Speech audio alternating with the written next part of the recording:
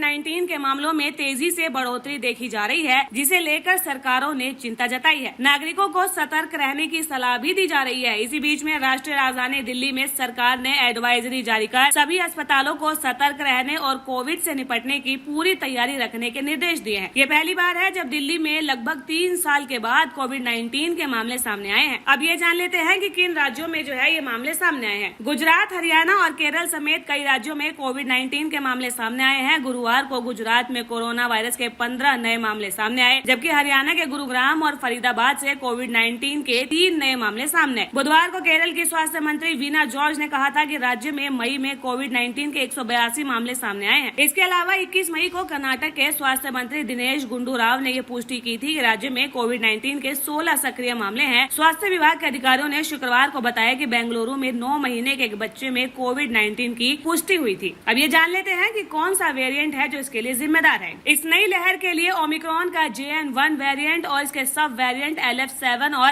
NB.1.8 जिम्मेदार है। विश्व स्वास्थ्य संगठन यानी कि WHO ने JN.1 को दिसंबर 2023 में वेरिएंट ऑफ द इंटरेस्ट घोषित किया था और ये वेरिएंट ज्यादा संक्रामक बताया जा रहा है। लेकिन विशेषज्ञों की माने तो पहले के वेरिएंट की तुलना में ज्यादा खतरनाक नहीं है। ज्यादातर मामलों में हल्के लक्षण जैसे कि बुखार, खांसी, गले में खराश और शरीर में दर्द भी देखे जा रहे हैं। दिल्ली सरकार के स्वास्थ्य विभाग के द्वारा जारी एडवाइजरी में सभी अस्पतालों को बेड, ऑक्सीजन, दवाओं और वैक्सीन की उपलब्धता के लिए तैयार रहने को कहा गया है। शुक्रवार को स्वास्थ्य मंत्री पंकज सिंह ने कहा कि गुरुवार तक कोविड-19 के 23 मामले सामने आए हैं और सरकार इस बात की पुष्टि कर रही है कि मरीज जो है दिल्ली के निवासी है या उन्होंने शहर से बाहर की यात्रा की है। दिल्ली सरकार के स्वास्थ्य मंत्री पंकज सिंह ने कहा कि दिल्ली के तमाम अस्पतालों के मेडिकल सुपरिटेंडेंट के साथ बैठक की है, जिसमें अस्पतालों को निर्देश दिया गया है कि कोविड से लड़ने के लिए तमाम तैयारियां की जाए, चाहे वो ऑक्सीजन हो, बेड हो या ऑक्सीजन के कॉन्सेंट्रेट की हो। उन्होंने बातचीत में ये भी बताया कि पैनिक होने की जरूरत नहीं है। दिल्ली में कोरोना के जो केस आए हैं उनकी संख्या में वो 23 है। सरकार मॉनिटरिंग कर रही है कि ये जो केस दिल्ली में दर्ज किए गए हैं वो बेशक प्राइवेट लैब के जरिए आए हों, लेकिन क्या वो दिल्ली के हैं या फिर वो बाहर से आए हैं। इन सब की मॉनिटरिंग जो है सरकार कर रही है और जनता को समय समय पर अपडेट भी दिया जाता रहेगा। दिल्ली सरकार ने स्वास्थ्य संस्थानों से कोविड-19 के सभी पॉजिटिव सैंपल्स को जीनोम सीक्वेंसिंग के लिए लोक नायक अस्पताल भेजने का निर्देश दिया है। इसके साथ ही Delhi state health data management portal पर सभी मापदंडों की एक दैनिक रिपोर्ट करने की बात कही गई है। एडवाइजरी में ये भी कहा गया है कि अस्पताल कैंपस और स्वास्थ्य सुविधाओं पर मास्क पहनने समेत श्वसन संबंधी शिष्टाचार का पालन किया जाना चाहिए और स्वास्थ्य विशेषज्ञों का ये कहना है